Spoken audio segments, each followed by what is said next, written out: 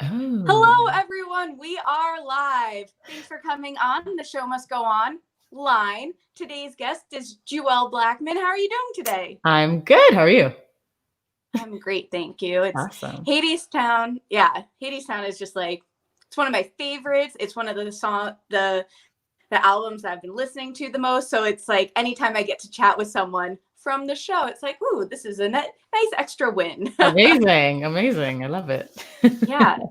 Have you been listening to Hadestown over quarantine, or what has kind of been your jam? Oh, no, I have not really been listening to Hadestown. Maybe initially in March and April, but Mm-hmm. I don't know the last time I listened to the album really. Uh, yeah, I've been listening to just everything and anything else, Mm-hmm. it seems. Just, yeah, not really any musicals. I haven't listened to any musicals of late. Just, Yeah. R&B or whatever, anything else. Yeah. A lot of Nina Simone. That seems, Ooh. yeah, a lot of that right now. Yeah, I have actually heard that from a lot of actors that like now that there is that little bit of a break going on, Yeah. whether, we like that or not, definitely not, but it's, you kind of take a break because for me, like while theater is my job, theater is like the thing that I sit and enjoy, whereas Mhm. theater is the thing that you actively do and Yeah, have to just exactly. present for. Yeah. So how have you been during quarantine? What have you been doing to make yourself feel like present and grounded? Wow. Well, first of all, it took a moment to feel present and grounded. I think for the Yeah. first 2, 3 weeks, Mm-hmm. I would cry every morning, Mm. just with the state of the world and the uncertainty, and just life has just been flip turned upside down. Um, and then I just had to take a pause, Mm-hmm. and not do anything artistically because I didn't feel like it. And I was getting requests to do things Yeah. and speak on things, but I wasn't feeling right. Mm-hmm. It wasn't feeling truthful or authentic. And I just wasn't feeling good. I didn't feel like it. I didn't want to sing. So I didn't for probably the first couple months. I don't think I did. I think I did one little um, live stream, a kind of cabaret Mm-hmm. show and talk. And then I don't think I did anything after that for about a month and a bit.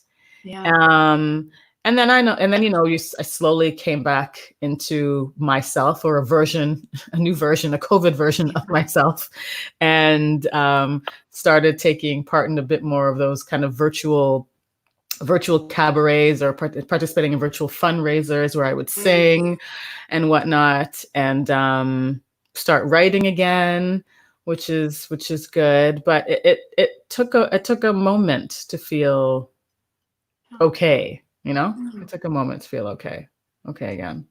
Yeah. Yeah, that is so fair and valid, and certainly how I felt as well. So Right. you Yeah. are you are not alone in that. Even like this, even with the show must go online, it took like about a week and a half, 2 weeks to even think, okay, well, what am I going to do so I like stay focused on like my job during this uncertain time, but how Yeah. can I do it in a way that like fits me and works well for guests and is not too overwhelming? Exactly. It's all about finding that balance, and that new kind of balance in this new world that we're all Yes. navigating, right? So, yeah, it's a learning curve that we're all on it right now. We're all on Yes. Yeah, that learning curve. Funny you should say that because it. I've been trying to figure out, like, even I got this like fancy ring light here that like Hmm. just came in, and I feel like I'm always like adjusting. Adjusting There it. it is. There it is. Yeah, I have a ring light too, and I was like, I'm just gonna rely on some natural sunlight and a regular room light because I do not feel like hooking it up. It's like Yeah. a whole other endeavor. I'm like, it's You okay. those lights, whatever you got going on, It's they working. are working. Okay, it's that Yes. afternoon lights, that afternoon sunlight coming in. That's good. That's good. Ooh. Yes, yes, I love it.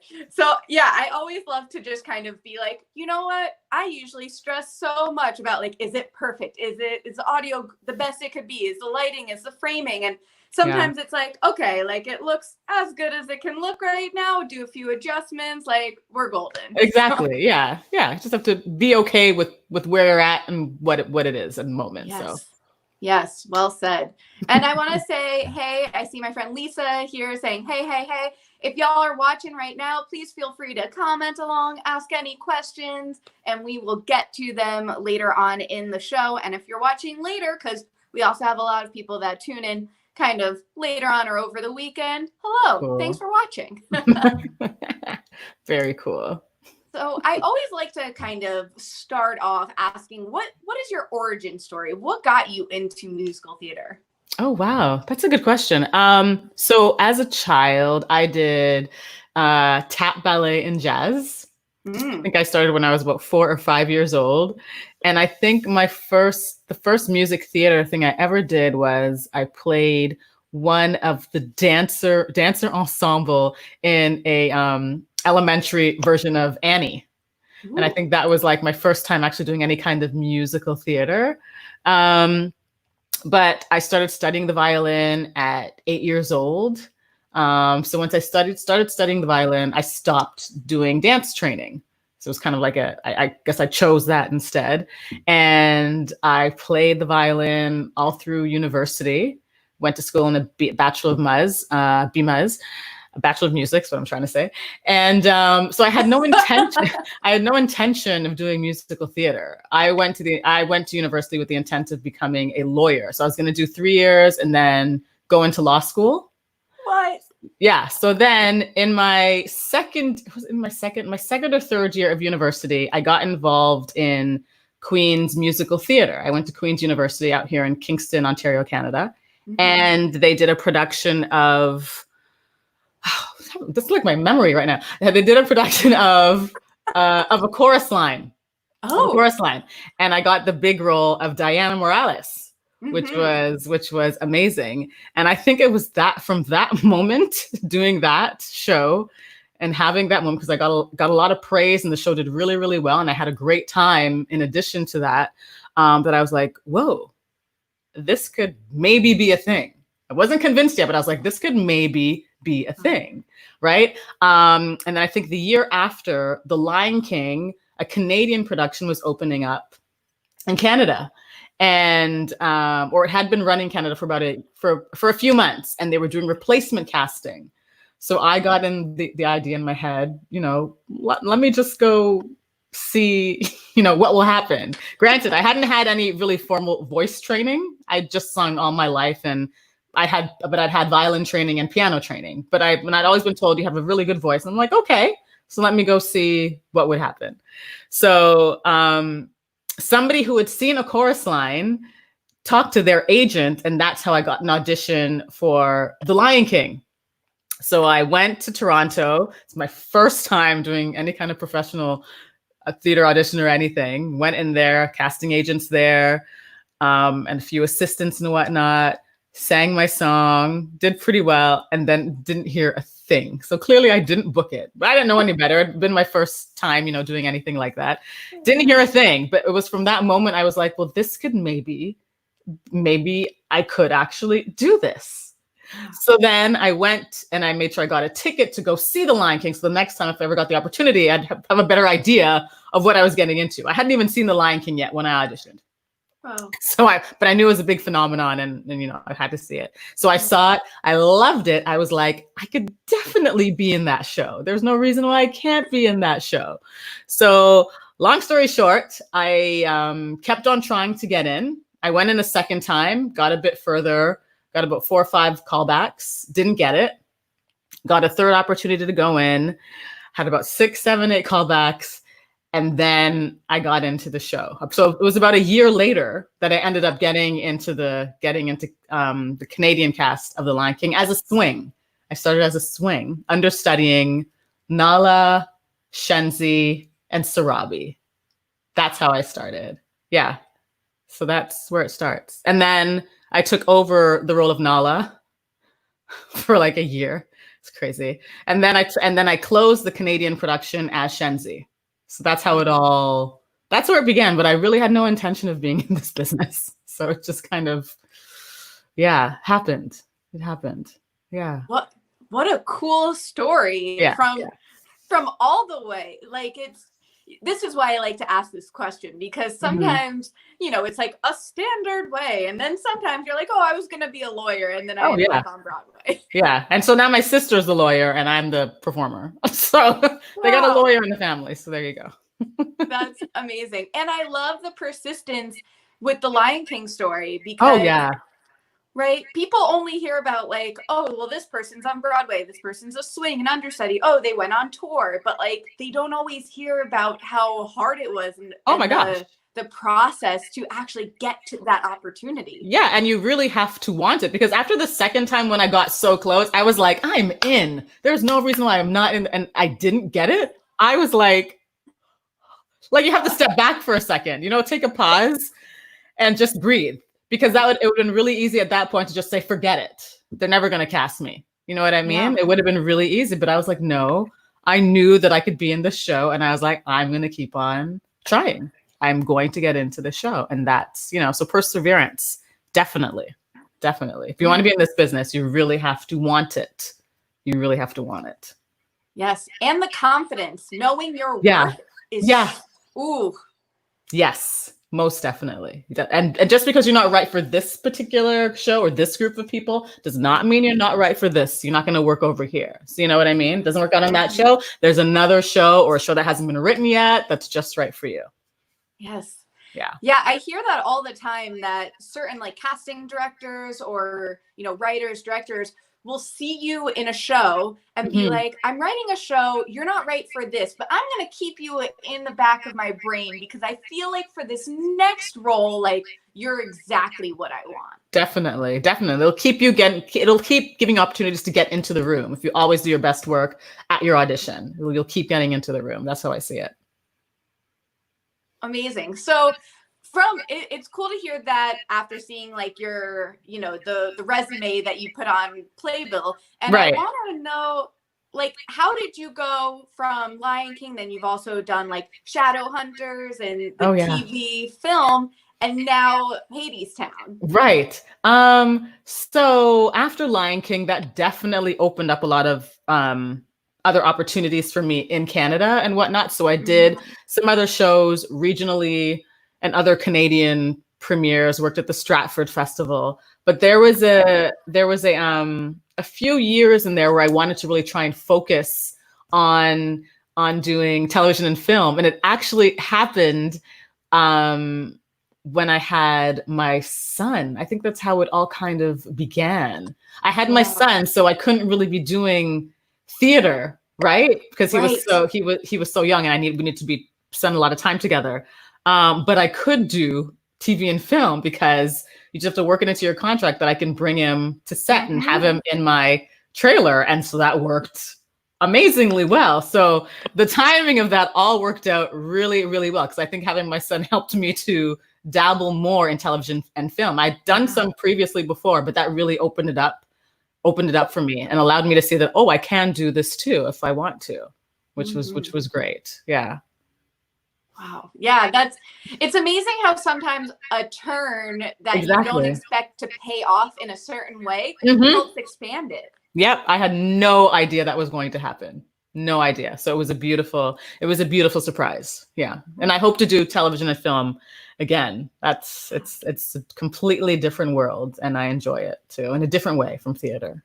Right. They're both amazing. Yes. They give different audiences. They have different vibes and feels, and it's cool to be able to do both and have those experiences. Yeah, the skill set is very different for TV and film. Yes, it's very specific. Yeah, but it's once you get it right, you're good, which is great. Yeah. Excellent. And I see Dr. Drama, Lisa, is here commenting. Hey. Hi. Hi, Dr. So good Drama. to see you. Yeah, I saw the conversation that the two of y'all had, so that was a fun precursor to this. That was great talking to her. Yeah, about mental health and the biz, and changes in the biz, and it's very necessary. There was actually a story in that interview that really, really stood out and touched me, and I'd love for you to share it again if you don't mind. It's when when you saw this woman came to the stage door and the two of you had this connection because seeing the representation, seeing herself in you on that stage. Yeah, so it was actually, she was on stage, so you can have guests on stage, and I guess she had come with a group or somebody else, and I was on stage talking to somebody else at the moment, and then I had stopped and turned and I saw her, and she was just standing there, and she started to cry, and I was like, oh, I'm like, what's wrong? And she's just like, it just means so much to see somebody who looks like me on stage, like doing something in this kind of featured role. And so I just had to hug her. Like, she was shaking.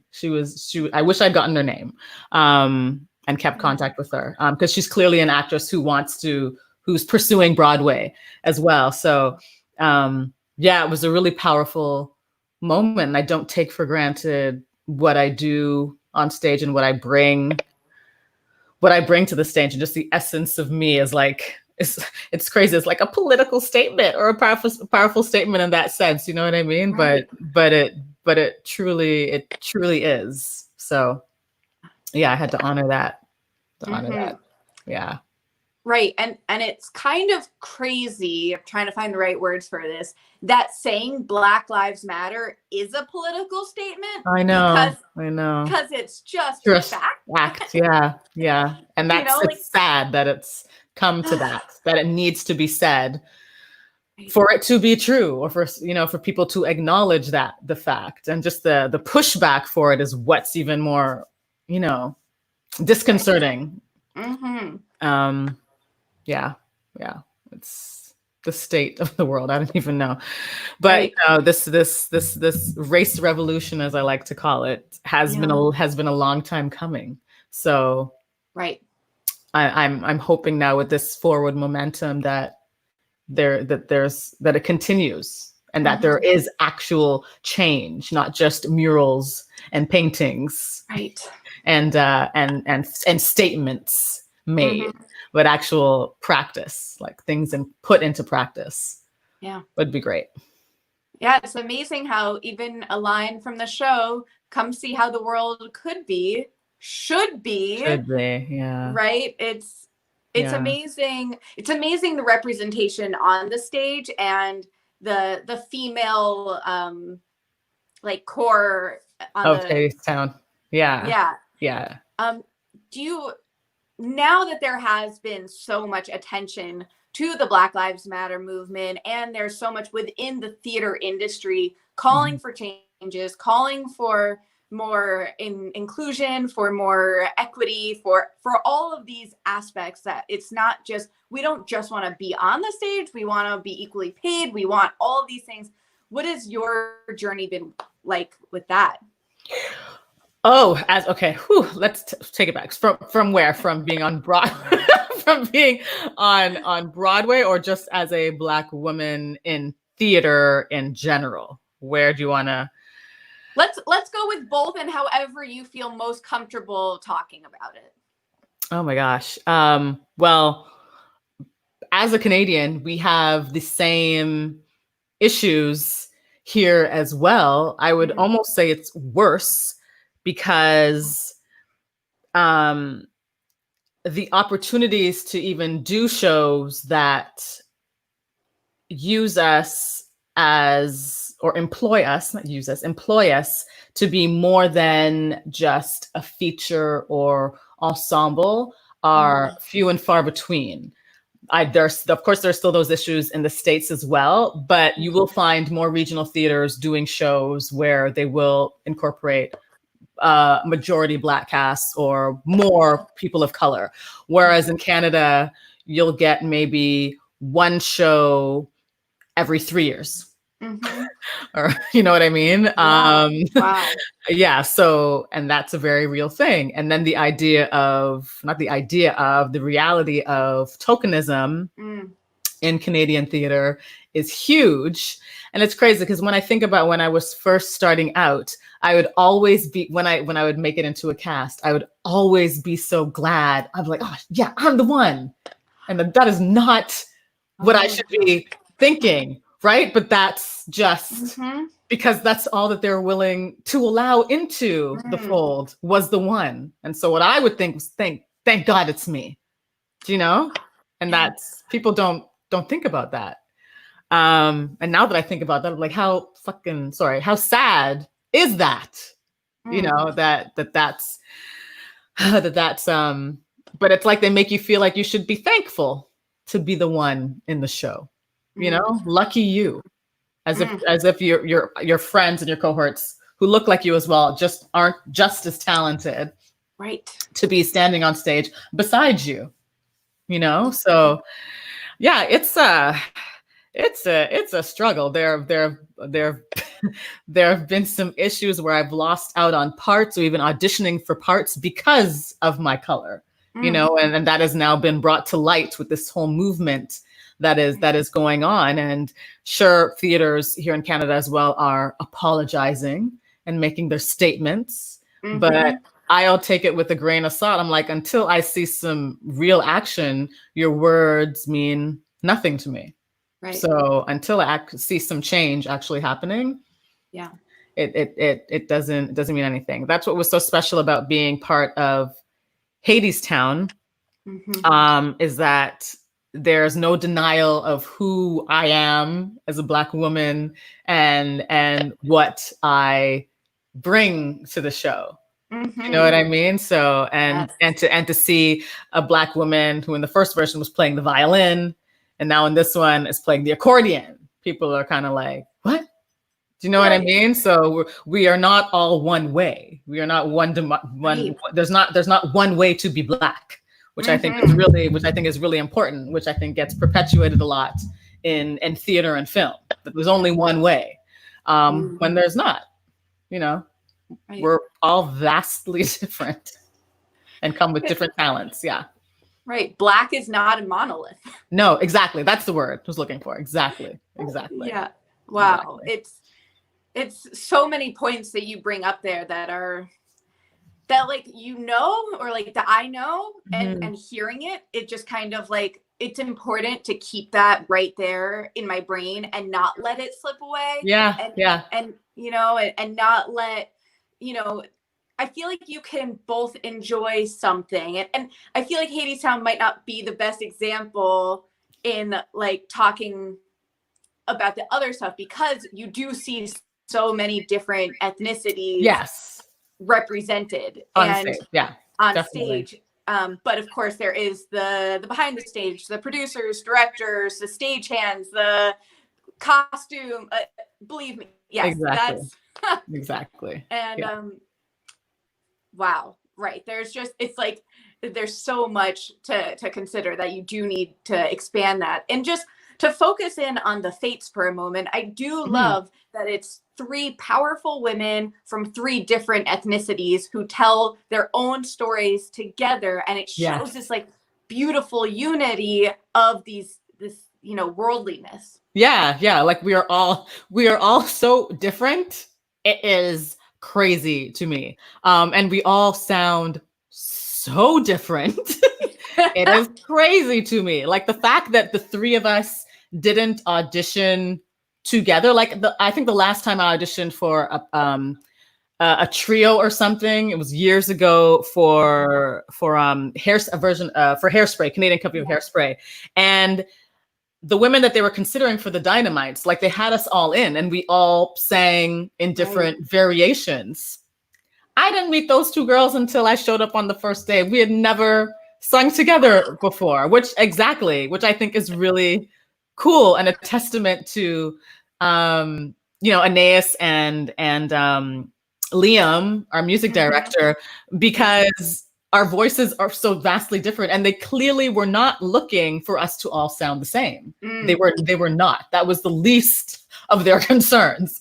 You know what I mean? It's like they wanted a particular vocal styling that resonated with that particular fate, and then that fate and that fate, because we do not sound. And then even if you look at all of our understudies, all of our voices are crazily different, which I think is so cool. That's why I consider us a kind of a unique band of unicorns, because none of our voices, to me, is a typical music theater voice in general. That's what I find with our cast. There's nobody in our cast, to me, that sounds like a typical musical theater voice.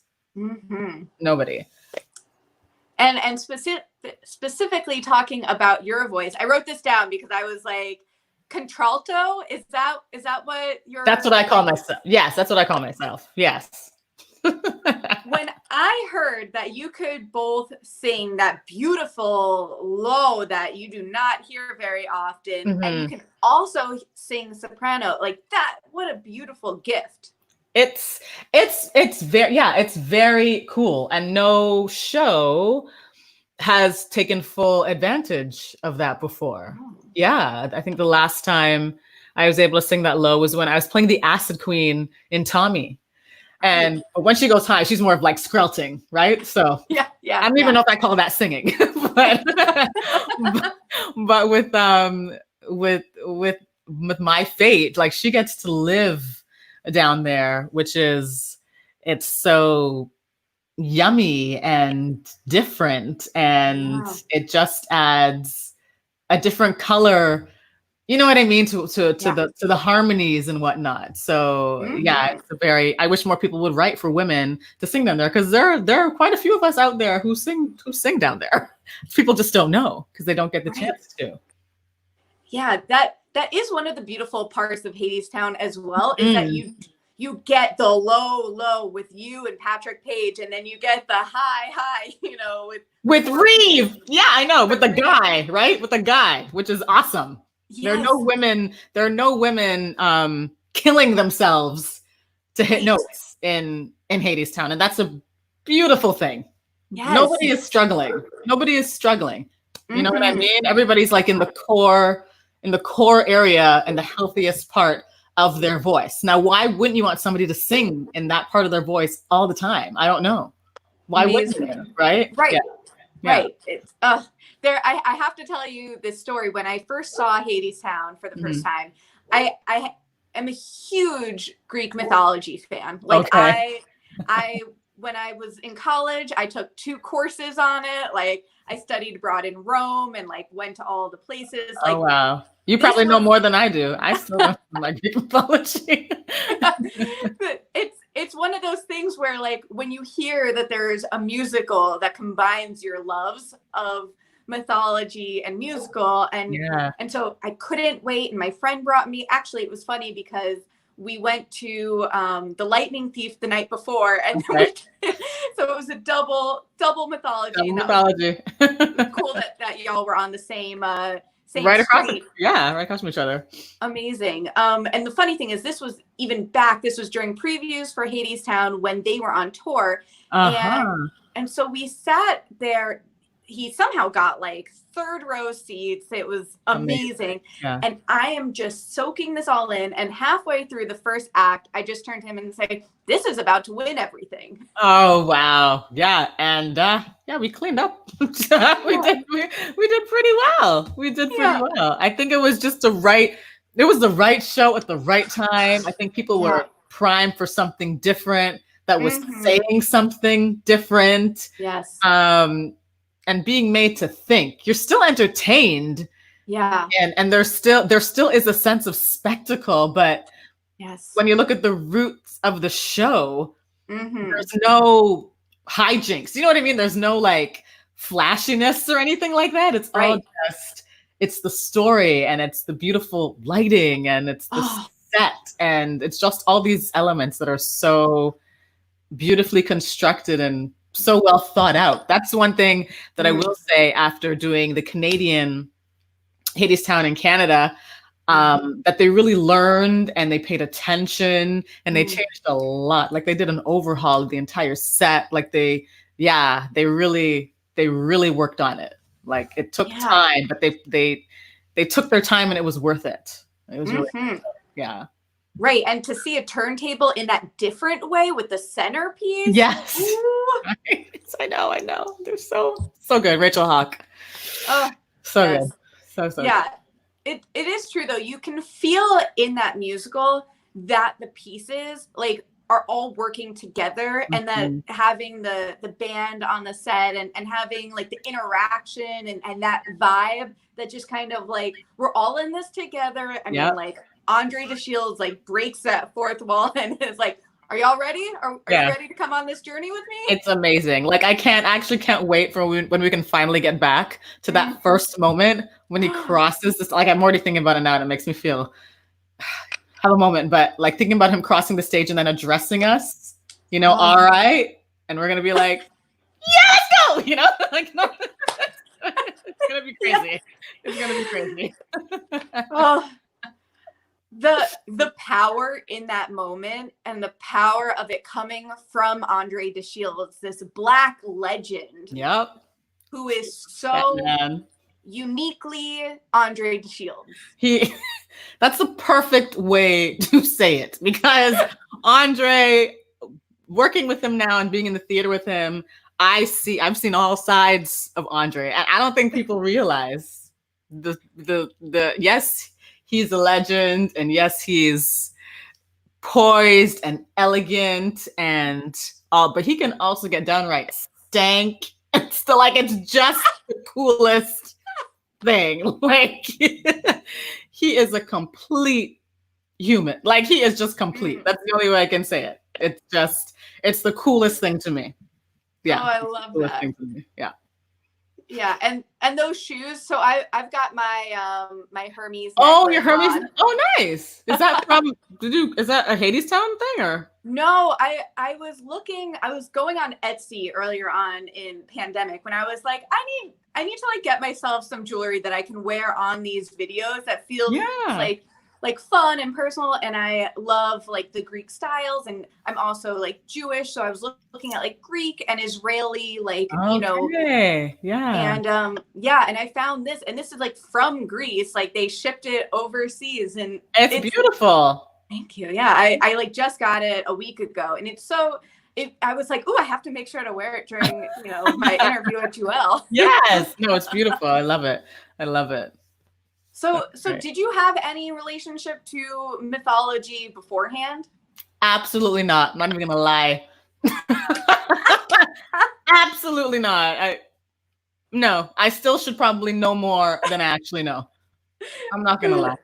No, but I can say that we when we did the show in Canada and both on Broadway, they asked us to kind of decide which one we were, like who we were. And it was interesting because we all, sorry, I'm just fixing my hair. We all kind of went home and studied the fates and decided which one fit us. And we all came back with what we, like, I'm Atropo and then Clotho and Lachesis. Like we all actually decided who we were, which I thought was really cool. Like we weren't told that. Nobody gave us that. We decided that for ourselves, which I think is really cool. That is so cool to have that power over your own character in a Broadway show is pretty powerful. Right. Well, I think we also chose the right answer because they probably would have informed us if we hadn't. Because the more I look at it, I'm like, well, yeah, of course that makes sense because I'm always the one who has the last word. I'm always cutting everybody off. So of course I have to be the fate of death. You know what I mean? So, but yes, it definitely felt like we had the power and we were making our own decisions. But it was nice that they didn't tell us. Right. You know what I mean? That we came to that conclusion on our own. Yeah. It was fate. It was fate. It was fate. How often do you get that joke? All the time. It was fate. Or I always get, man, I wish I had you singing in the back of my mind, like that kind of thing too. You know? Like, okay. Oh my gosh. Oh, I love that. Yeah. And so I'm okay, I'm looking at one of the comments here. That like just saying yes, the turntable, and like now thinking of all of this musically, that I love how it, once you hear something, now you're like, oh, I can't unhear that, or oh, this is now a part for me. Are there any maybe like Easter eggs in Hadestown for like the diehard fans that might not know or think about, or any little pieces that you'd like to share? Like a lyric or just something that happened? There's something that happens in the show, and but I don't want to give it because it's so beautiful if you notice it. Fair. If I can remember where it happened. It's been so long since I've done the show. I think right before Eurydice, I believe, goes down. Look, if people look and see what Hermes does. That's all I'm gonna say. Ooh, I love the mystery of this. That was perfect. Well said. Yeah. It's a beautiful. I think the first time I saw it was like months in. I was like, oh my god. Yeah, it's the beautiful. If you're paying attention, you catch it and you realize what it means or what it signals. It's amazing. Yeah. It's amazing. Amazing. And I mentioned this might happen, but my dog is like, let me in. So I'm going to go. Let him in. Come on, Slimbo. He's like, it's hot. Is it hot? Yes. Yes. It is hot. Can you see him? Yeah, I can see him. Hi, Slimbo. It's a pit bull? No, he's a pit mix. He's a pit. Oh, sweet. I was going up on his chair. Love it. It's perfect. Perfect view. Yes. I actually love when he joins. Like, look at him modeling right there. Yes. Oh, and he's happy. Aw. I love him. I love him so much. And you are also a pet mama. Yeah, I don't know what my dog is doing. I have not heard from him. I don't know what. He hasn't tapped on the door or anything. So he's clearly busy doing something up there. Hope he's okay. Yeah, I'm sure. I don't know about you, but for me, having a pet right now especially has made the world of difference. Yeah, it actually helped with the routine at the beginning of getting up and walking him in the morning and getting to being able to clear my head and get some space. And sometimes my son will join me on the walk. Most of the time he's like, Mommy, I don't want to go. So I'll take him by myself. But yeah, it forces me to get out and walk. You know, so it has been a good, and he's a very sweet dog. Like they always know when you're down and out. So he'll come and nuzzle up next to you. I didn't grow up being a dog person. I was terrified of dogs. So this dog is like a special being, I think. But it has been great having a dog. Yes, I'm so glad to hear that. So I was just watching the Tiny Desk concert again, because it's so nice to see those tight shots and to see everyone working together. What was that like? Oh, that was amazing. I never in a million years thought I'd be on Tiny Desk, for one. So the fact that happened was and it was very surreal, just thinking, oh my gosh, like Alicia Keys has been here, or the Roots, you know what I mean? Like all these people, I'm standing in the same, like it was like, and it really is a tiny desk. Like when we came, they're like, there are a lot of you. And then they're like, you all have a lot of equipment. We're like, yeah, this is the jam. So it was really, we look scrunched up because we were really trying to fit in that little tiny space, and it's straight up an office. That's what's so good. It's like, that is not a studio. That is an office, and they have just set up directional mics. And whoever the sound engineer is on Tiny Desk is incredible. Because that sound, what we did, how it is just stupendous. That's just incredible to me. But it was a great little moment. It was a beautiful moment to have right before everything shut down. Like the shutdown was 10 days later. Wow. Yeah, it was 10 days later. Yeah. Yeah. And having that drop during quarantine felt like, oh, thank you. Yes, it did feel like a salve. It was cleansing. It helped me to breathe. I felt like I'd been holding my breath, and then I saw that and I was like, oh, art, you know, like it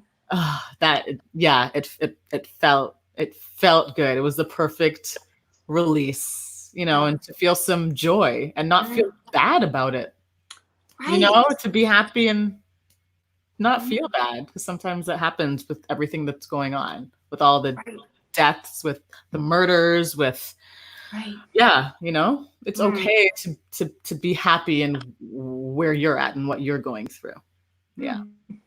Beautifully said. Thank you for that. Yeah, you're welcome. Is my lighting still good? The sun is going away. I just want to, okay, it's like the sun is going. It's like it disappears. Okay. No, I'm loving it.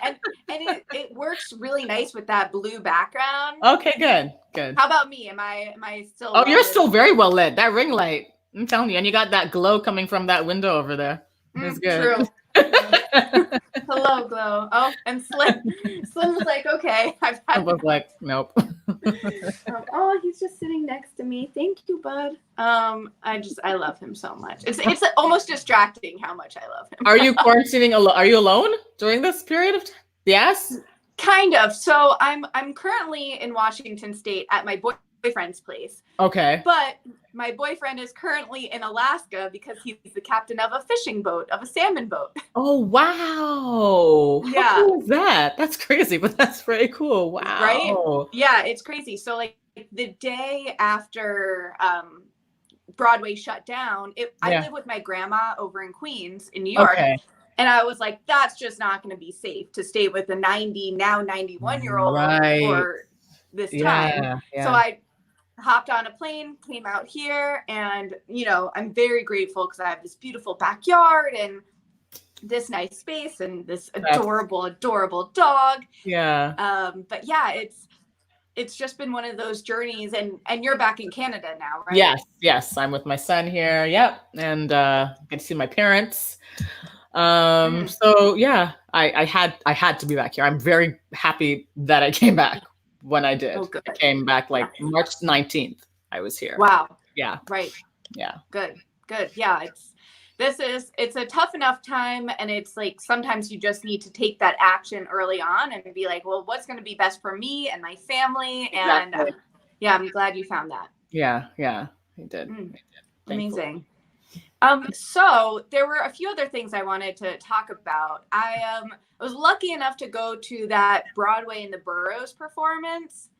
Mm-hmm. Oh yeah, that was an early one. Right? It was. Yeah. I think it was the week after you won the Tony Awards. Tonys. Yep. I was tired. I remember. Yep. I was very tired. Yep.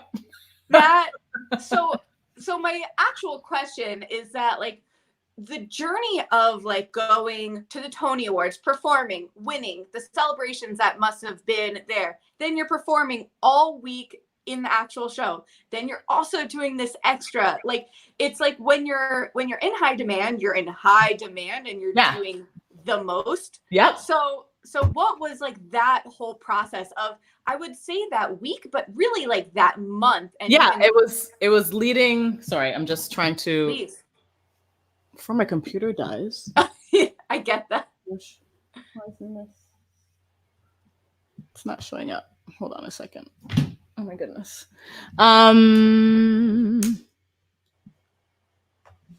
Why isn't this working? Oh no, technology. I know I don't want the computer to die, but I'm trying to plug it in. And it's not like, it's not. Take your time. Let's figure it out. It is so weird. I've plugged it in and it's not. The little green light's supposed to show up when you plug it in. Mm-hmm. The green light's not showing up. Come on, green light. Yeah, come on, green light. I've plugged you in. Oh no. How low are we right now? Oh, there we go. Just needed a little touch. There we go. Excellent. Yes. So the Tonys, leading up to the Tonys, that was a lot. And so after the Tonys, my mother brought my son to New York to visit. And one of the first things she said to me was, "You are so skinny." And I did not realize, and I was like, "What are you talking about, Mommy? I'm fine." A year later, when I look back at those pictures, that was not, how I was looking was not right. Wow. And that was seriously from lack of enough food, lack of enough sleep, and just taking care of myself. I was probably about 10 to 15 pounds underweight. And you can see it. If you see pictures of me, taking pictures with fans and people come see the show, I would look back at them and I was like emaciated. But I didn't even have time to take notice of that. So it's like you're training for the Olympics. Yes. That's exactly what that is. And I had no, like, my dreams of getting to Broadway, I'd put on hold once I had my son. So this all happening was a beautiful thing, but never in my dream of coming to Broadway did I think or have the foresight, well, yeah, my dream is to be in an original company. My dream is to be nominated for the Tonys. None of that was even a consideration. I didn't care. I almost didn't care in a way. It's not like I was a kid who grew up watching Broadway and being like, that's me. I was never that. It's never that person. I enjoyed Broadway and wanted to get there one day. And when I thought it wasn't possible, I took a break, and so this opportunity presented itself with Hadestown, but nobody could have prepared me for all the work that goes into opening a show on Broadway. Especially an original show. Nobody, the mind, I think Aeneas was changing lyrics up until the day we opened. I caught, there are bootlegs out there of shit. And I'm going to be honest. And I found some of Hadestown. And there was a bootleg of a preview. And I was like, what are those lyrics? What is that staging? Yeah. You know what I mean? Like this show was changed up until the moment that we opened. And that included blocking of complete numbers and lyrics and verses and songs. And so that takes a toll on your brain, as well as rehearsing, doing 10 out of 12s, working 10, 11-hour days. And then I lived in Brooklyn. So my commute home was like 45 minutes to an hour on the subway. Wow. So, I'm not knocking it. Like I'm so grateful for the experience that 2019 was in my life, but it was a lot. It was a lot to endure. It was a lot to deal with. But thankful for it all. But it was a lot. Wow. Right. You can be very grateful for this experience while also understanding that, like, I mean, you get such little sleep. I just remember thinking, like, especially like Tony's week and Tony's day, you go Tony in for the ridiculous. Yeah, Tony Day was like I woke up at 4 o'clock in the morning. I shared an Uber with my my assistant stage manager, to get to the theater for 5 o'clock. We had to put on full makeup, full dress, but no, we didn't walk over. Did we walk over at that time? No, we bussed over to Radio City Hall. To do a full filmed run through, because that's what they were going to use if anything went wrong. Oh. So you're not marking. You're doing it full. Wow. We were done that by like 10, that process. Go back to the theater, eat, relax for a little bit. We had a matinee at 2 p.m. We did a matinee. That was a matinee that Kay Trinidad, my dear fate, fell with the guitar as she was going up the stairs because she was tired. She was tired. She was exhausted. Did the show, got out of costume, had dinner, got back into costume to take another bus again, back over to Radio City Hall, do the Tonys, go back, get out of your costume, get into your party clothes, then go to the party. And I didn't get home until 6 o'clock the next morning. Wow. Yeah. It's crazy when I think about it now. Yeah.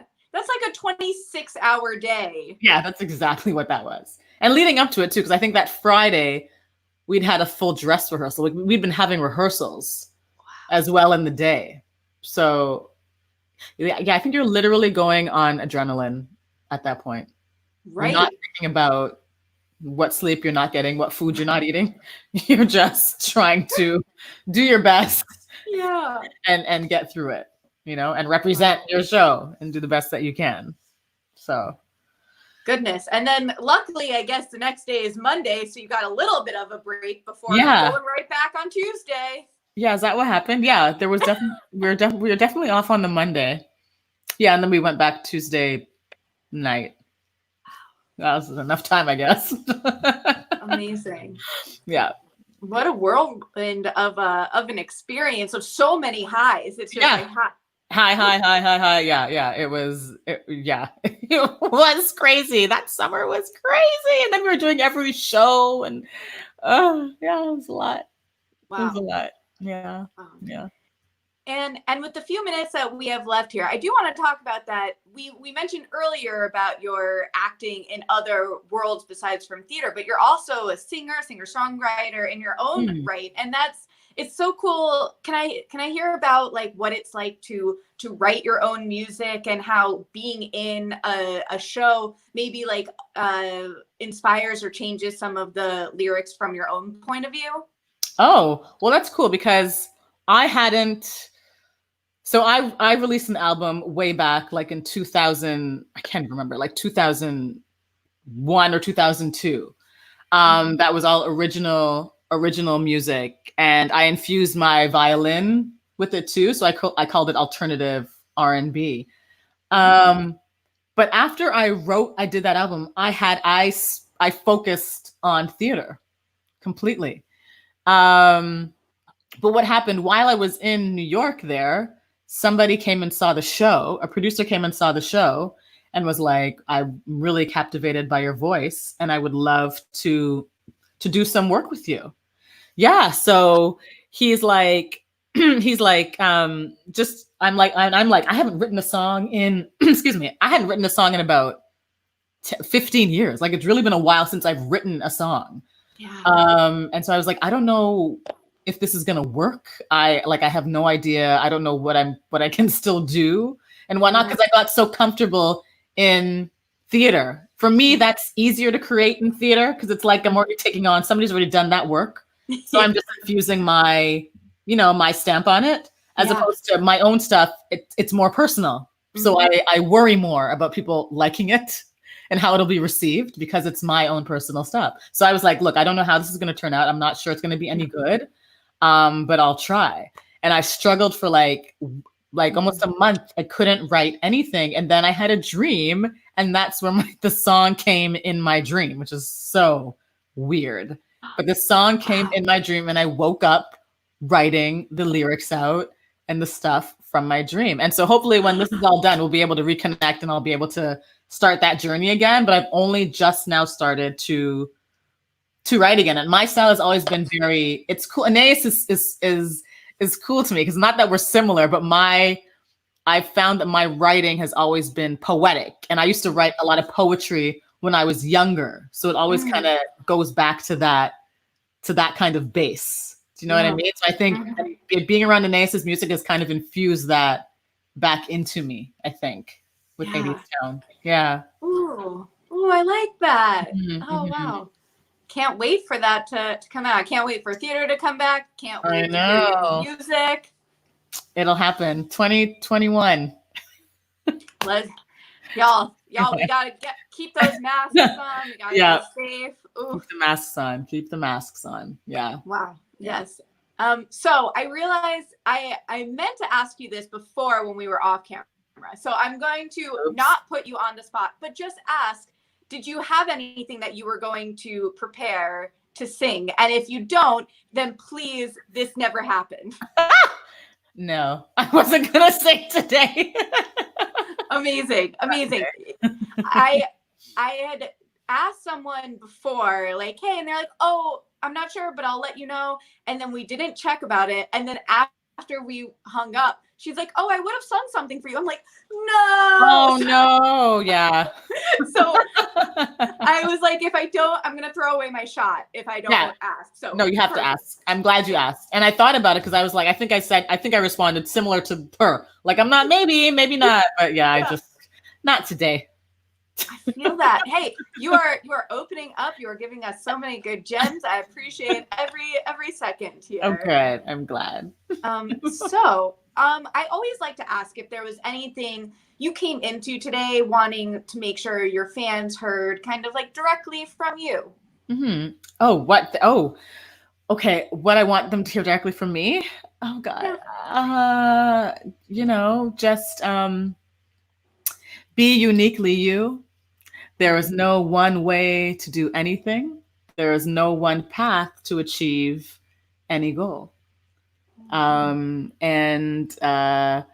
stand in your truth and be your authentic self. I think that's the best, and Black Lives Matter, always, but they always have. And so they continue to. Yes. Stating the obvious. The obvious. Yeah. Yes. Black lives did matter. They currently matter. They will always matter. Yeah. Black trans lives matter, which why do we even have to specify? Because some people come on, y'all. I know. Come on, y'all. It's such a good point though. We feel like you have to actually say it these days because you need to take a stand. You need to be able to say, I'm on the right side of history, because there's no right or wrong with this of that gray area. There is none. Truth. It's truth. It's fact. Yeah. And there should be no problem with that being fact. Right. It's not, you know what I mean? Yes. There's no problem with that being a truthful statement or a factual statement. 100%. Yeah. And are there any roles that are either currently on Broadway or one that you would love to to come up that you've dreamed about playing? I don't think it's been written yet, personally. I don't think it's been written yet. I think there's so many more stories to tell out there that have not been heard or not been. I've always had thoughts of, I don't know if you know the author Toni Morrison. Oh yes. Her book, The Bluest Eye, was infatuated with it for many reasons. Being a young Black woman who used to want to be white and my name be Samantha. Wow. Yeah, and I want to say, as a Black child, you go through this, even if you come from a household that lifts you up. So it has nothing to do with you not receiving the praise and feeling your worth and value at home. But it's all those damn images out there that make you feel less than. Yeah. Right. And that book takes that that truth to a whole other level. But she's so poetic and beautiful in how she writes it, but it's also still so tragic. It hurts. To see that on stage would blow my mind. Yeah. Wow. To see The Bluest Eye on stage would blow my mind. I wrote a screenplay for it when I was in school. And I always think about that book. Wow. Yeah. That's fascinating. And an interesting little tidbit is that my legal name is Samantha. Oh my gosh, is it really? That's weird. I know. Yeah. My truth is that I've really connected with my Hebrew name, which is Shoshana. Shoshana, okay. Yeah. So it's so funny that out of all the names. Yeah. And I remembered Samantha and I wanted brown hair and blue eyes because that was the epitome of pretty to me. Yep. Wow. That was it. Amazing. So fascinating. Yeah. It's so funny. And okay, are there any nonprofits or charities that you'd like to give a special shout out today? Oh, I think Color of Change is doing a lot of good things. They're really spearheading a lot of acts and changes for racial equality, whatnot. And you can find them easily online. I'm pretty sure I've donated to them at some point in time. But yeah, they were definitely at the forefront of George Floyd's, the petitions for him, and a lot of other things that are going on. So yeah, Color of Change. Check them out. That's a great one. And I'm just going to add the Okra Project to that one. They support, they give meals to Black trans folk. And I think that's really important right now. And that's great. And there are so many organizations out there that anything you can do to support right now is so greatly appreciated. And I just like to share that with everyone. Definitely. Yes. Please support so we can see actual physical change. Yes. Would be great. Yes. Support that. So where can everyone find you on social media? Social media, I'm Jewelle Blackman on Instagram, I think. Yes. And and then on Twitter, I'm L Shelley. So ELLESHELLEY, Shelley. I'm there. Yeah, those are the best places to find me. Amazing. And y'all can find me at B-Way Show, as you can see across this banner here. That's BWAYSHO. And we have a full week here on the Show Must Go Online. It is Freestyle Love Supreme week after this, because they are coming out, yes, with We Are Freestyle Love Supreme on Hulu on Friday. So that's... Oh, wow. Did you see that show? Sorry, I'm like interrupting your day. Please interrupt. Did you catch that on I Broadway? saw it and I loved it and I wanted to see it again. Yeah. When I was seeing that, I was like, I can't believe this is like live. They're doing live. What? Oh my goodness. It was really, really cool. It was really, really cool. Yeah, I was like really impressed. Right? I'm so glad you felt like that. I loved it. I saw it multiple times on you did? Off Broadway. So, good. Yeah, big fan. So stay tuned. Tomorrow is Anissa Folds, who I actually saw. The two of y'all were on a cover of Broadway Black, I think, together. Oh, that's right. Yeah, that's where I met her. And I told her, I was like, I saw you in freestyle. And she was like, yeah, that's where I met her. Yeah. Yeah, amazing. Then Wednesday is Bill Sherman, and Thursday is Andrew Jelly Donut Bancroft. So stay tuned for that. And then Friday, of course, a nice recap. So stay tuned for all of that. You can find that on bwayshow.com, the full list of past and future interviews. And just a quick little plug, I now have a Patreon. So if you like what you're seeing and you want to be a part of a really cool community that has monthly video chats and trivia nights and so much fun, you can find us at patreon.com/bwayshow. Yay! Very good. Thank you. And on that note, thank you so much for coming on today. It's been so much fun and enlightening and really wonderful to chat with you today. Yes, I've enjoyed it too. And it was great meeting you. Nice meeting you too. And thank y'all for tuning in. See y'all. Bye.